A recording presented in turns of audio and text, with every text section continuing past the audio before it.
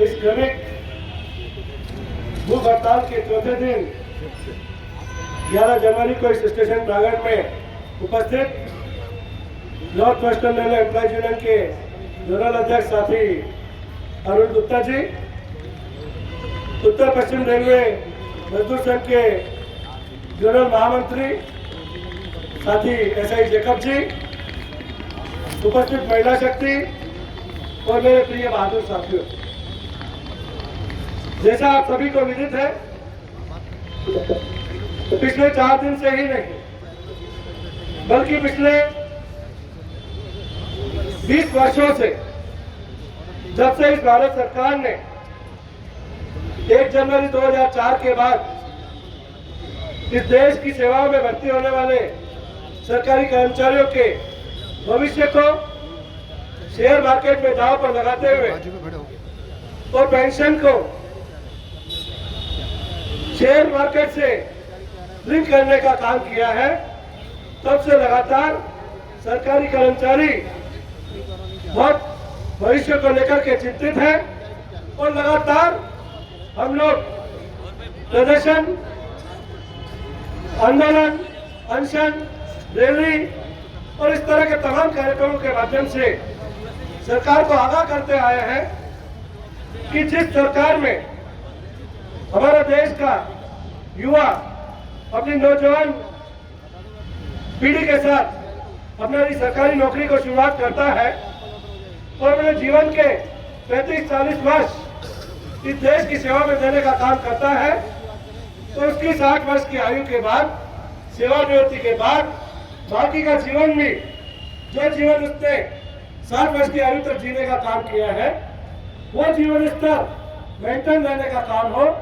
उसमें कोई कमी नहीं आए, उसको लगातार निरंतर जारी रहे, इसके लिए कर्मचारियों को पेंशन की गारंटी मिलनी चाहिए।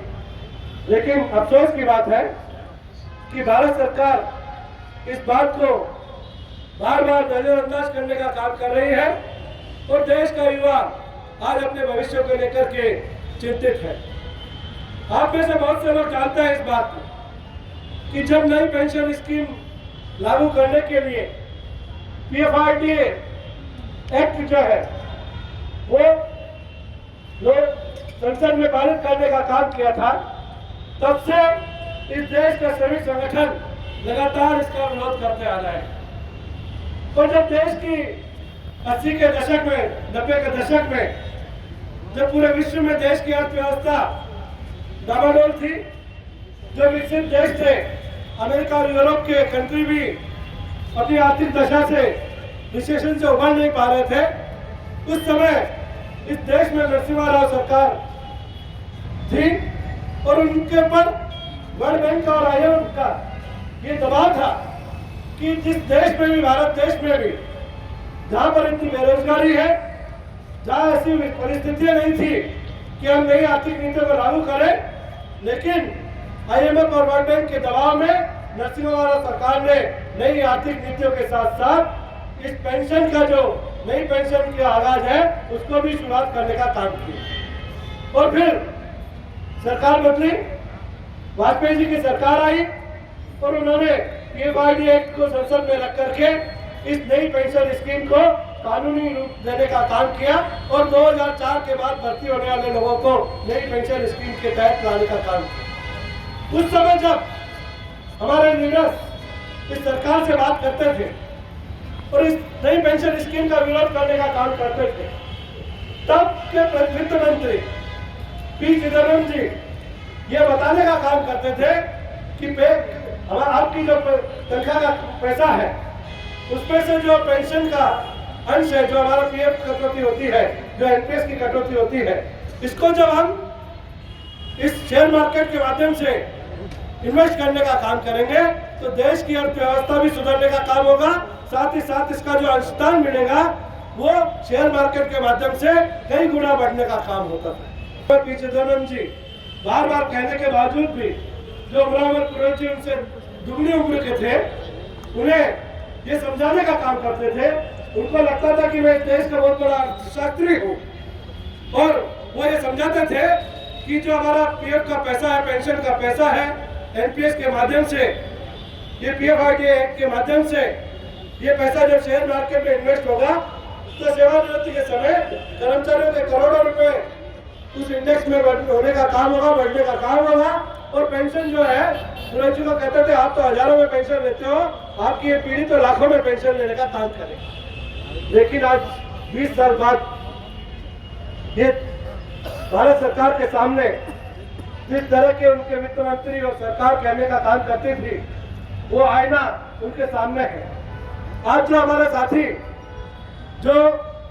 एक्स सर्विसमैन है, ये जो कंपनसेशन कोर्ट में अपॉइंटमेंट होते हैं और वो अपनी आयु सीमा के अनुसार सेवानिवृत्त हो रहे हैं, उनकी जो दशा है वो इस भारत सरकार के सामने आईना है कि वो जिस तरह के सपने इस देश की जनता को, इस देश के सरकारी कर्मचारियों को दिखाते थे, कितना ही इंडेक्स बढ़ गया, कितना ही शेयर मार्केट बढ़ गया, ये कितने भी दावे करें कि हमारा देश इस विश्व की तीसरी अर्थव्यवस्था बनने का काम कर रहा है, लेकिन इस देश के कर्मचारियों को नई पेंशन स्कीम के नाम से किसी को 1300 तो किसी को 1800 तो किसी को 3000 रुपए पेंशन के रूप में दे रहे हैं। और ये देश की सरकार को सोचने की जरूरत है। ये देश के आम कर्मचारी के ऊपर एक प्रशिक्षण चिन्ह है जिस पर हमें विचार करने की आवश्यकता है। हमें खुशी है कि हमने पिछला वर्ष 2023 जो पूरा वर्ष पुरानी पेंशन स्कीम की मांग को समर्पित करने का काम किया और एनजेसी के माध्यम से जो ज्वाइंट एक्शन फ्रंट है उसके माध्यम से पूरे देश भर में प्रति माह की 21 तारीख को हम कोई न कोई नया आंदोलन इस देश की सरकार के सामने, देश की जनता के सामने, कर्मचारियों के बीच में लेकर आते थे और उसे इस देश के कर्मचारियों ने भरपूर सहयोग देने का काम किया और भरपूर समर्थन देने का काम भी किया। लेकिन अफसोस इस बात का है कि देश की सरकार पर उस आंदोलन का कुछ असर होने का काम नहीं हुआ। आपने किसी प्रांगण में रैलियां की, मीटिंग की, प्रदर्शन किए, जिंदाबाद मुर्दाबाद के नारे लगाए, रैली का आयोजन करने का काम किया और जब सरकार को इससे फर्क नहीं पड़ा तो आप लोगों ने अगस्त क्रांति दिवस के दिन, अगस्त के महीने में दिल्ली के ताल कटोरा स्टेडियम में एक जबरदस्त आंदोलन पूरे देश के कर्मचारियों ने इकट्ठा होकर के वहां पर एक आंदोलन को लगाने का काम किया। जब एनजेसी ने प्लान किया था तो उन्हें उम्मीद थी कि ताल कटोरा स्टेडियम की 1 लाख की कैपेसिटी है और देश भर के तमाम कर्मचारियों को इकट्ठा करके और 1 लाख कर्मचारियों के साथ इस देश की सरकार को नई पेंशन स्कीम समाप्त करके पुरानी गारंटेड पेंशन स्कीम लागू करने के लिए मजबूर करने का काम करेंगे। पूरे देश भर में इस आंदोलन का प्रचार प्रसार हुआ और हमें ये बताते हुए खुशी है, आप लोगों में से बहुत से लोग उसके चश्मदीद गवाह भी हैं, जो लोग हमारे साथ दिल्ली चले थे कि ताल कटोरा स्टेडियम की कैपेसिटी भले 1 लाख की हो, रामलीला मैदान में भले 1 लाख की कैपेसिटी, देश के कर्मचारी 2.5 लाख से ज्यादा पहुंच करके उस आंदोलन को सफल बनाने का काम किया और इतनी बड़ी तादाद में अपनी उपस्थिति प्रदान करके और सरकार को आगाह करने का काम किया। लेकिन आज की जो सरकार है न केवल मजबूत सरकार है, लेकिन जो महत्वपूर्ण बिंदु है, जो महत्वपूर्ण इश्यू है, उससे देश की जनता को किस तरह से ध्यान भटकाने का काम करे, इसके लिए भी एक तरह से साथी सरकार भी है जो महत्वपूर्ण इश्यू होता है उससे देश की जनता का ध्यान भटकाने का काम करती है। और यही कारण रहा कि जिस तरह से सरकार ने मीडिया को कंट्रोल करने का काम किया, इतने बड़े आंदोलन को मीडिया में कवरेज नहीं मिलने का काम हुआ। और तो जो हमारा 8 जनवरी से 11 जनवरी का ये 4 दिन का क्रमिक एक्शन का कार्यक्रम है, इसमें प्रथम दिन जब 8 जनवरी को हमारे साथी दिल्ली के जंतर मंतर पर दिल्ली और आसपास के लोग क्रमिक अनशन पर बैठे थे, तो वहां पर एबीपी न्यूज ने एक डॉक्यूमेंट्री जो प्राइम टाइम सुबह रात को 9 बजे का समय होता है, उस समय करीब 15-20 मिनट की डॉक्यूमेंट्री दिखाने का काम किया और बहुत अच्छी तरह से नई पेंशन स्कीम के दुष्प्रभाव जो वहां पर धरने पर क्रमिक अनशन पर बैठे थे उन लोगों की जुबानी बताने का काम किया और पुरानी पेंशन स्कीम के लाभ कि क्यों पेंशन स्कीम चाहते हैं पुरानी आप लोग, वो भी वहां पर बताने का काम किया और बहुत अच्छा कवरेज 20 मिनट का एबीपी टीवी ने देने का काम किया। लेकिन हमें अफसोस है कि पता नहीं इस देश के मीडिया का नजरिया क्या है। उसी प्राइम टाइम समय में जिस समय एबीपी आपके धरने प्रदर्शन कम्युनिकेशन को दिखाने का काम कर रहा है, जिस समय एबीपी न्यूज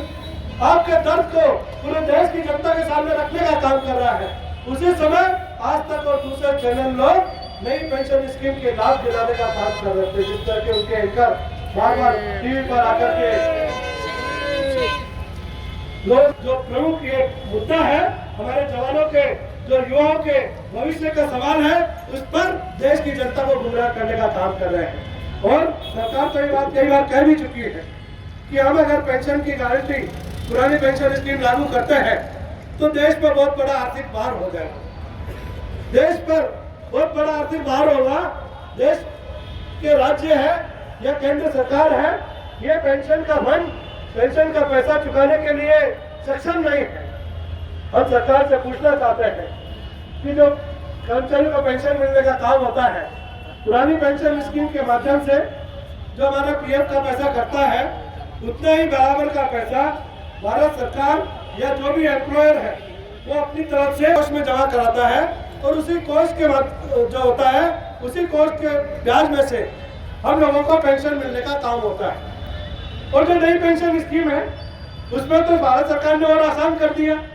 कि हमारा कंट्रीब्यूशन 10% और सरकार का कंट्रीब्यूशन 14%, उससे भी ज्यादा जमा करा रही है। और उसी कोष को जो आप हमें सपने दिखा रहे हैं कि हम शेयर मार्केट में इन्वेस्ट करेंगे, करोड़ों रुपए इसका फंड बन जाएगा और इससे लाखों रुपए पेंशन बनेगी, तो लाखों रुपए का फंड आप रखना, हमें पेंशन की गारंटी दे दीजिए, जो हमारा अंतिम वेतन रहे उसका 50% हमें पेंशन की गारंटी दे दीजिए। लेकिन सरकार उस पर भी गुमराह करने का काम करती है और सरकार का कहना है कि हमारे पर आर्थिक भार होगा। तो सरकार क्या कहना चाहती है, आप लोग इस बात के गवाह हैं। कम से कम राष्ट्रीय रेल में जो काम करने वाले लोग हैं, हम में से बहुत से लोग ऐसे हैं जिनकी हमारी पुरानी पीढ़ी सरकारी कर्मचारी रही है या रेल कर्मचारी रहे हैं। जब वो पेंशन स्कीम में नहीं थे तब आप लोगों ने देखा होगा कि 58 साल की आयु में सेवानिवृत्त होते थे, डबल पीएफ का पैसा रिटायरमेंट में मिलता था और 58 के बाद में कोई 7 साल, कोई 62 साल, ज्यादा से ज्यादा 65 साल तक राम नाम सत्य हो जाते थे और भगवान को प्यारे हो जाते थे। जब से ये पेंशन स्कीम आई, जब से पेंशन की गारंटी मिली है, तब से हमें खुशी है कि हमारे जो वरिष्ठ साथी हैं वो सेवानिवृत्ति के बाद आज देश की एवरेज एज भी जो है वो 75-80 साल होने का काम हुआ है। और बहुत से साथी तो हमारे 85 साल में पेंशन का 20% अपग्रेडेशन का लाभ भी लेने का काम कर रहे हैं। 90 साल की आयु पूर्ण कर 40% का लाभ भी ले रहे हैं। कोई 5% लोग ऐसे भी हैं जो 95 साल पे 60% और 27 करके डबल पेंशन का भी लाभ ले रहे हैं। और ये जो उम्र बढ़ने का काम हुआ है, ये काम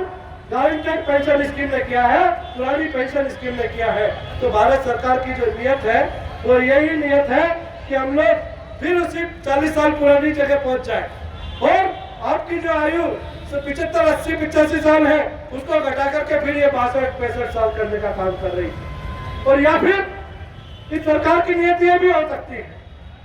कि ये बड़े बड़े पोस्टर लगा करके जो ये कहती है कि देश की 80 करोड़ जनता को हम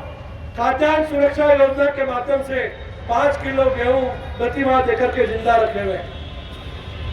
अफसोस है कि जिस देश के जा रही है वहां की 80% जनसंख्या खाद्यान्न पर सुरक्षा योजना के अंतर्गत गरीबी रेखा से नीचे जी रही है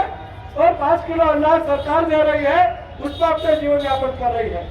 और जब नई पेंशन स्कीम के लोग रिटायर होंगे तो जब उनको 1300, 2300, 2800 रुपए पेंशन मिलेगी तो वो भी इसी गरीबी रेखा के नीचे आ जाएंगे और इस सरकार की खाद्यान्न सुरक्षा योजना 5 किलो गेहूं की योजना के अंतर्गत आ जाएंगे। और फिर उस समय ये सरकार जो 80 करोड़ है उसमें लिखेगी 81 करोड़ लोगों को खाद्यान्न सुरक्षा के तहत हम 5 किलो गेहूं दे रहे हैं। ऐसी सरकार को सबक सिखाने की आवश्यकता है साथियों। बहुत ही जल्दी आप लोगों के बीच में एनजेसीए के तहत इस राष्ट्रव्यापी आंदोलन के अगले कदम के रूप में देशव्यापी हड़ताल का एक आह्वान आप इस तरह से इस देश के किसानों ने अपने स्वाभिमान को जिंदा रखते हुए अपनी मांगों के लिए पूरे 13, 14, 15 महीने तक राजधानी को घेर करके और अपने देश के चक्के को जाम करके इस सरकार को झुकाने का काम किया था। जिस तरह से अभी हमारे ट्रक और बस ट्रक के ड्राइवरों ने पूरे देश भर में देश का पहिया जाम करके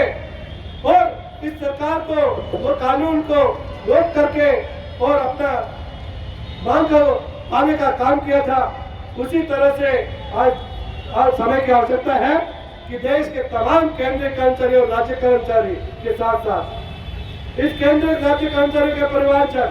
इस देश की आम जनता भी आने वाले समय में बहुत ही जल्दी आपके सामने देशव्यापी हड़ताल का आह्वान किया जाएगा। जो आपने अभी 2 महीने पहले 98%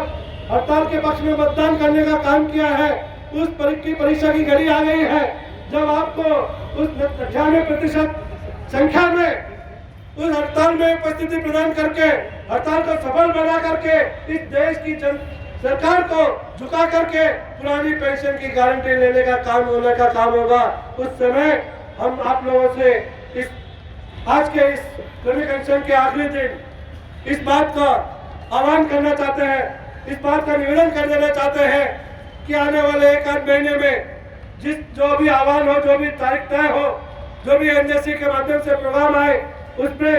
भरपूर एकता का प्रदर्शन देते हुए एक बार इस सरकार के सामने रेल का चक्का जाम करेंगे तो निश्चित रूप से इस सरकार को झुक करके आपकी ओल्ड पेंशन स्कीम को भी लागू करने की मांग को मानना पड़ेगा। इस विश्वास के साथ, इस आह्वान के साथ मैं अपनी बात को यही समाप्त करता हूं और आपसे निवेदन करता हूं कि मैं आपको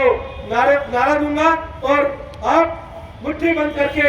उस नारे का जवाब देने का काम करेंगे। बात करेगा ये आवाज जो है अभी जयपुर से नहीं होती था, इस आवाज को दिल्ली तक पहुंचाना है। इंकलाब जिंदाबाद, इंकलाब जिंदाबाद।